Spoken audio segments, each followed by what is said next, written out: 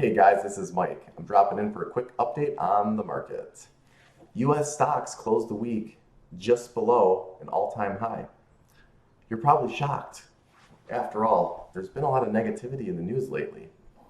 Number one, people are a little worried about a recession. Number two, there's an ongoing trade battle between the US and China.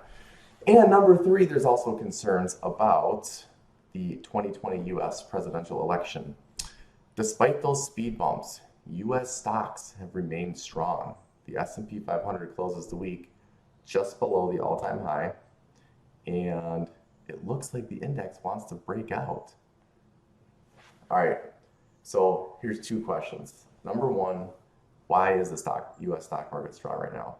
Number two, what should we expect moving forward? Okay, the first question, why is the US stock market so resilient right now? Here's what I think is going on.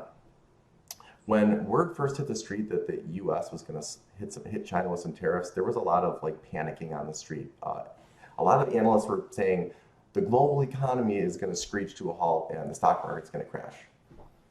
So here we are, about 9 to 12 months into the trade battle, and guess what? The world hasn't stopped spinning.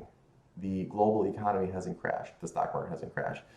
Wall Street is getting a lot more comfortable with the US-China trade battle. Yeah, it's a problem, it's an issue, and it would be great if it got solved, but it hasn't caused the global economy to crash. It hasn't caused the US or global stock markets to crash, and things are kind of humming along pretty good right now. 2019 is going to be a solid year of economic growth for the US and the world, and US stock market, aka the S&P 500, is up about 21% on the year. It's been a great year for the US stock market.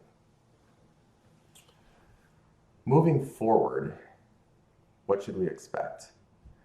In the short run, I am expecting the US stock market to make a new all-time high in the next couple of weeks. It has some pretty solid upward momentum right now, and we can see a little bit of a breakout here into a new all-time high. In the next 12 months or so, I'm definitely expecting to see a lot of volatility. I'm not talking extreme volatility. I don't think there's going to be a big stock market crash, but I do think markets are going to be volatile. Number one, you do have the ongoing concern about a recession or just economic slowdown.